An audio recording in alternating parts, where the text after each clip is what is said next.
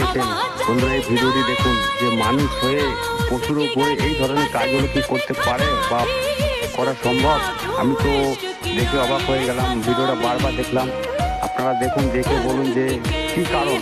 আমি তো ঠিক বুঝতে পারছি না, এটা তো কোনো জাত ধর্ম বিষয় বা কোনো বৃত্তান্ত, এগুলো তো ঠিক বোঝা যাচ্ছে না। তো দেখুন অনেক মানুষ দেখছে, তার সত্ত্বেও দেখুন কেউ কিছু করছে না। দেখুন আবার একজন কিন্তু আসছে, দেখুন এই মানুষটা কিন্তু ঠিক সেইভাবে আঘাত করছে। দেখুন আমার তো একদমই মনে হচ্ছে মানে ভালো লাগছে না। আপনাদের কেমন লাগছে একটু কমেন্টে জানাবেন প্লিজ।